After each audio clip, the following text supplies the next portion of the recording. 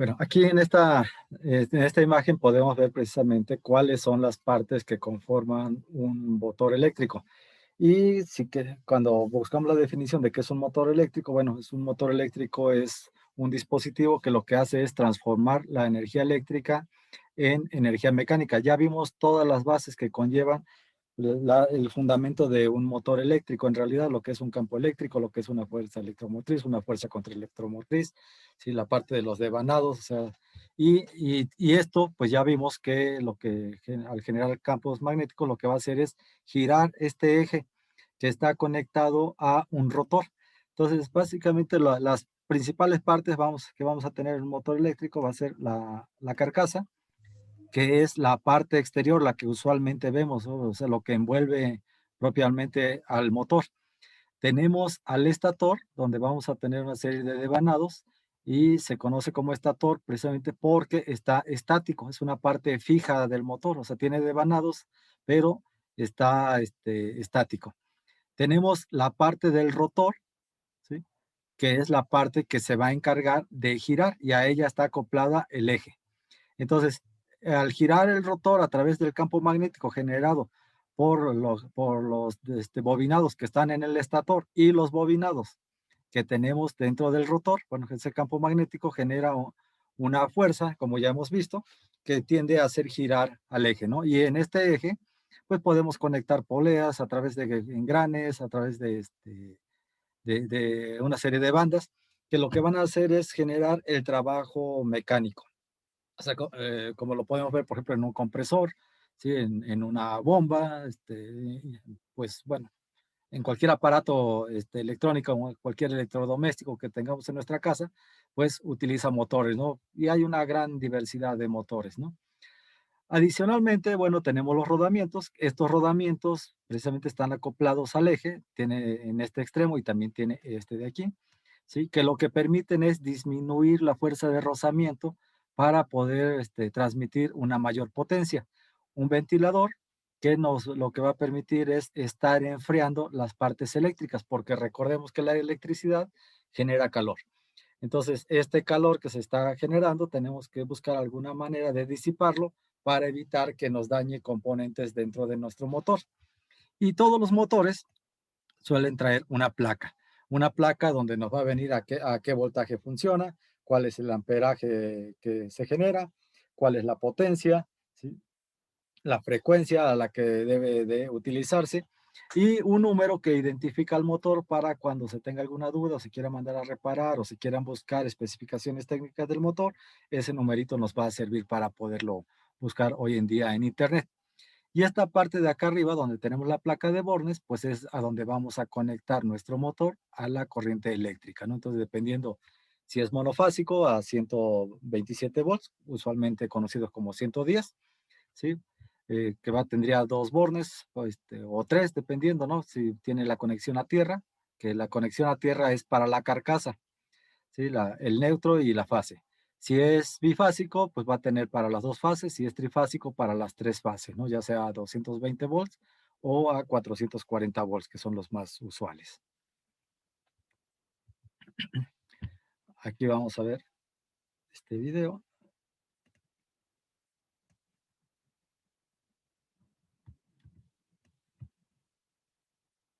Un motor eléctrico con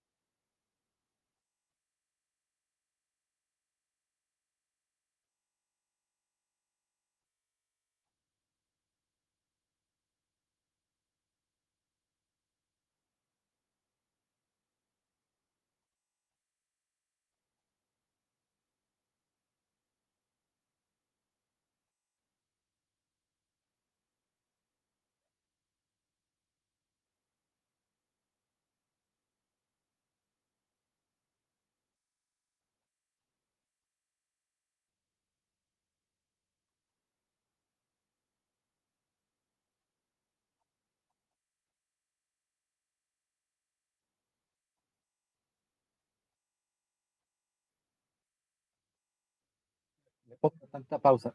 ¿Recuerdan aquí la regla de la mano derecha donde veíamos precisamente la fuerza, la dirección de la corriente y la dirección del flujo magnético? Bueno, pues aquí se aplica, si se dan cuenta. Ven, aquí tenemos el campo magnético, de dónde está dirigido, de norte a sur, ¿sí? La corriente eléctrica aquí con la flecha roja y vemos la dirección de la fuerza, ¿sí? Entonces, recuerden, ¿no? Entonces veíamos, aquí tenemos la aplicación de eso que veíamos simplemente en la parte teórica y, y la importancia de calcular esas fuerzas, porque eso tiene que ver con el torque que dan las máquinas eléctricas. O sea, si en este caso ya sea un generador o un motor. Un generador y un motor físicamente son idénticos, o sea, prácticamente son idénticos. La única diferencia es que se ocupan en sentido contrario, o sea, el generador es para generar energía y, o sea, entonces lo que hacemos es que a través de un medio mecánico, como por ejemplo el agua en las plantas hidroeléctricas, el gas, la energía nuclear, las fuerzas del viento, etcétera, cualquier medio, la cuestión es que nosotros hagamos mover estas espirales y entonces vamos a sacar una corriente eléctrica y eso es un generador. El motor eléctrico es lo contrario. Le metemos la corriente eléctrica, ¿sí? Y hacemos girar a través de la corriente las espiras. Pero si se dan cuenta, el principio de funcionamiento viene siendo el mismo, ¿sí? A ver, entonces,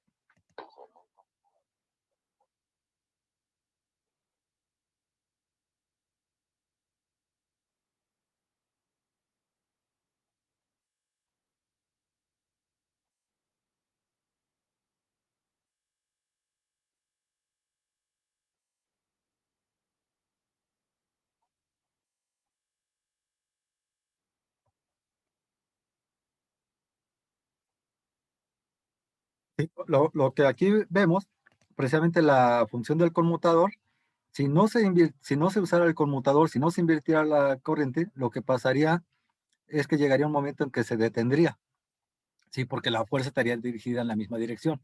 Entonces, al conmutar la corriente, por eso se llama conmutador, porque conmuta, o sea, la cambia de dirección, entonces cambia el sentido de la fuerza. Va en un sentido y posteriormente va en otro sentido, ¿sí? Y eso es lo que genera el movimiento continuo.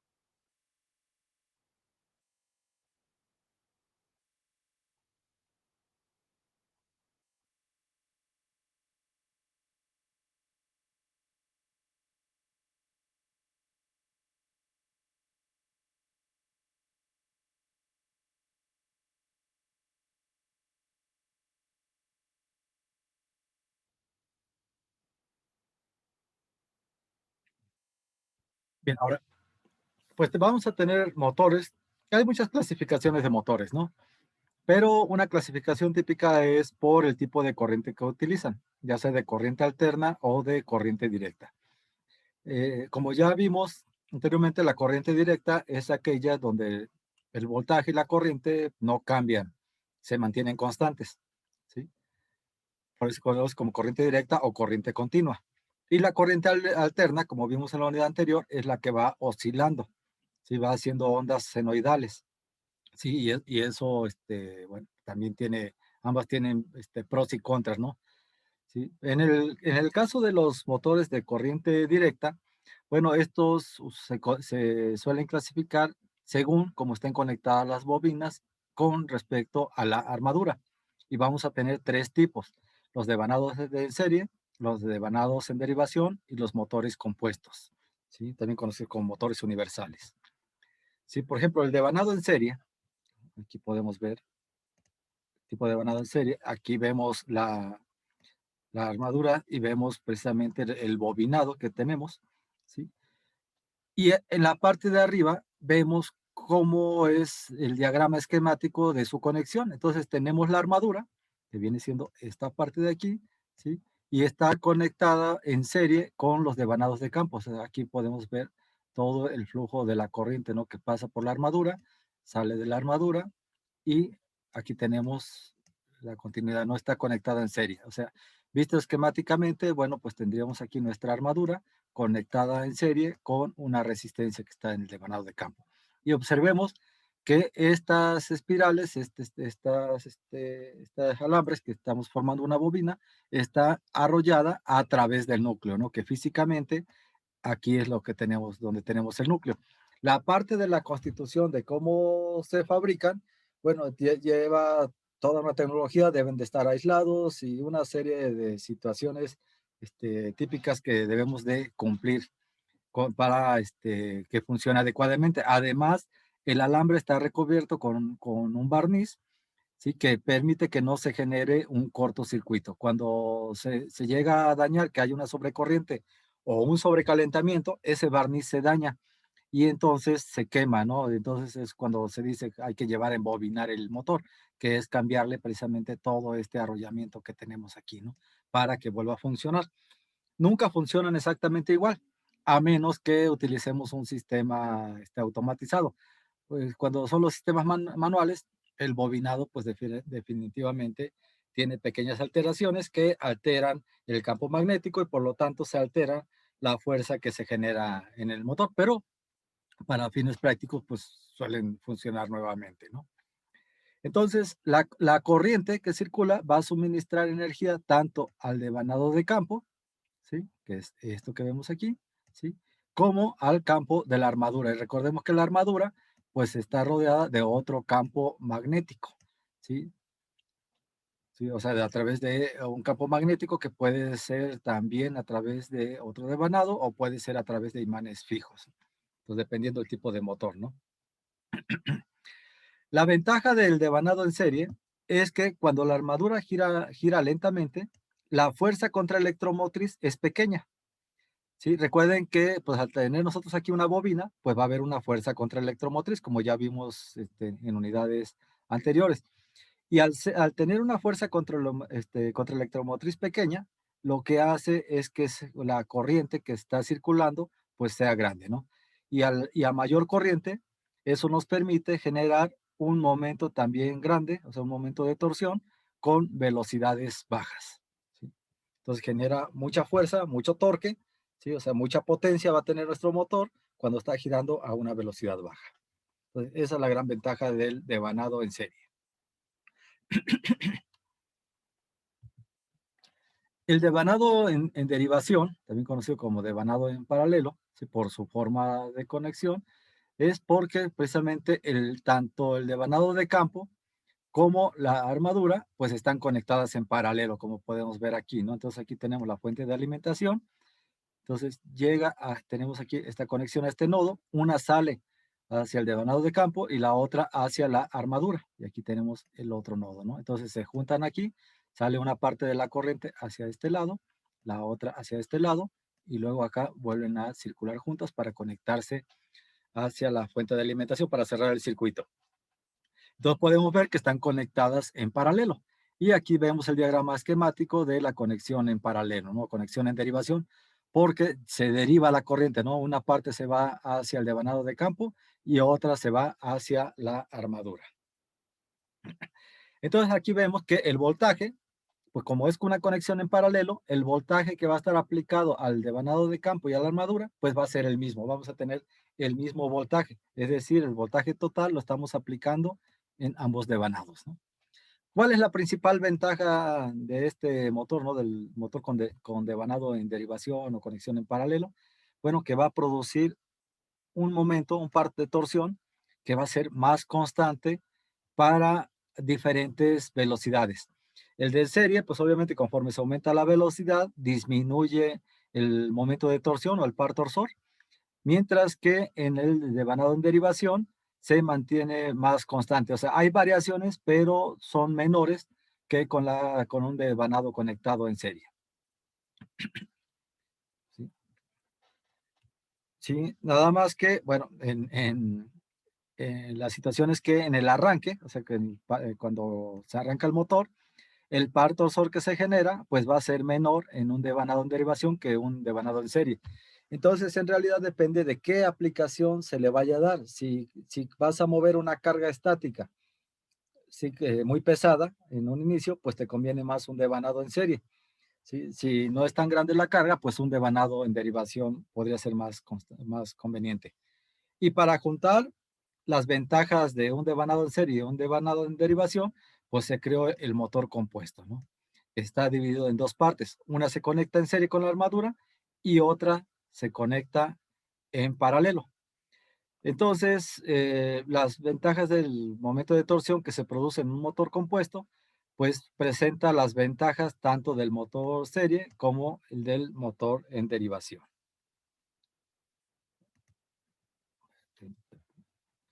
Bueno, vamos a ver un video, a ver, déjame ver si, pero no, que está en inglés, pero bueno, vamos a ver.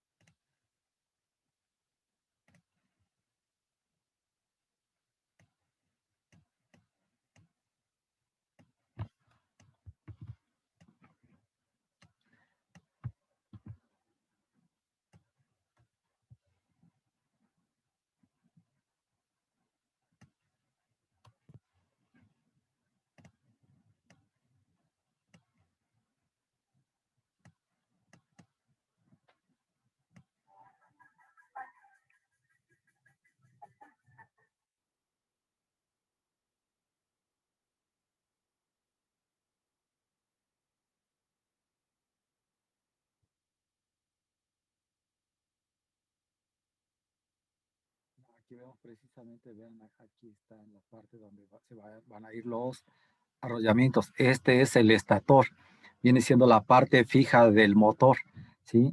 Y aquí vemos las ranuras donde se van a meter todos los arrollamientos de alambre para generar las bobinas, ¿sí?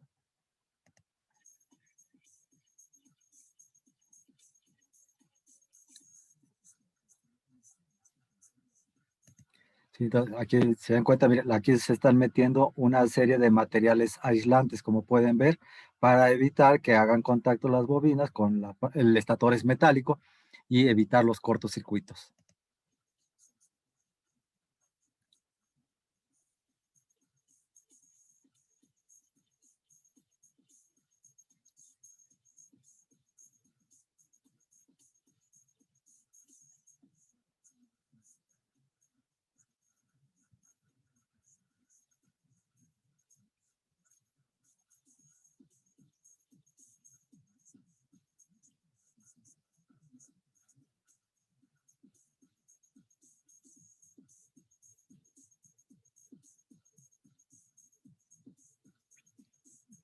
Vean, aquí está, lo que está haciendo precisamente son los arrollamientos de alambre que se van a poner dentro del estator. Ujú.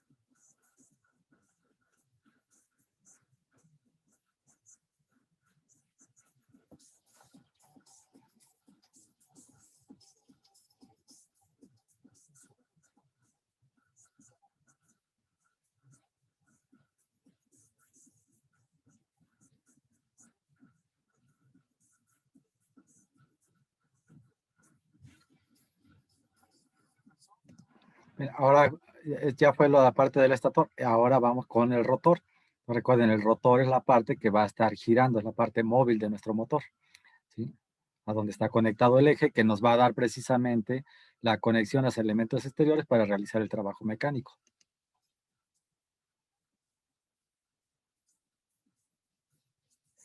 Bueno, esta es otra parte de la ingeniería mecánica que es el balanceo, ¿no? El balanceo de rotores. Porque si tiene vibración, pues, pues se van a dañar todos los elementos, como las llantas de los carros, ¿no? O sea, se tienen que balancear para que roten adecuadamente. Entonces pasa lo mismo.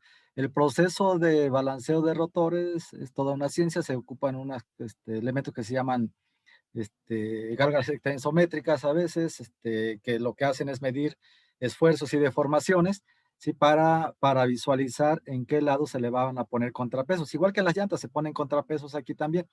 Inclusive, bueno, en el TEC de Veracruz, yo tuve un maestro que se dedicaba a esto y hacía modelos de balanceos de rotores, que inclusive se los traían desde Coatzacoalcos, les traían motores grandes para que se los balanceara y cuando estuvimos ahí fabricamos un balanceador que soportaba rotores hasta de 1 tonelada. Estaba interesante y él lo que hacía, él no usaba aparatos sofisticados porque la gente que se dedicaba a este tipo de rotores, pues cobraba muchísimo dinero.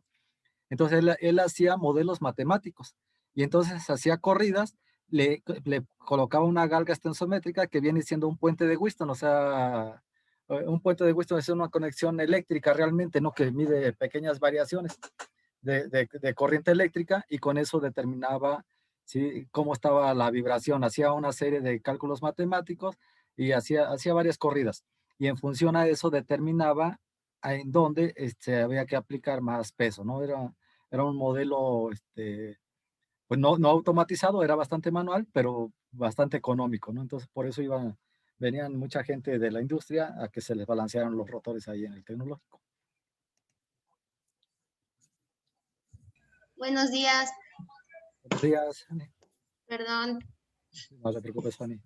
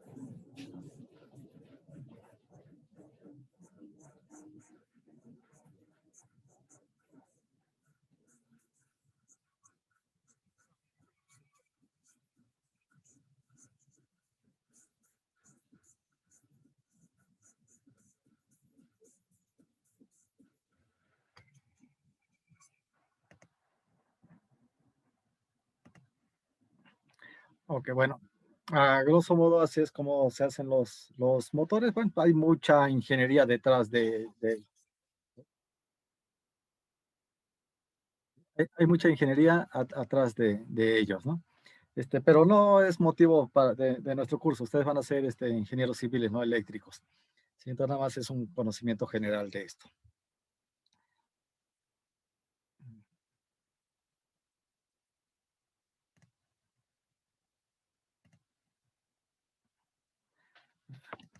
Permítanme un segundito, ya se trabó mi máquina.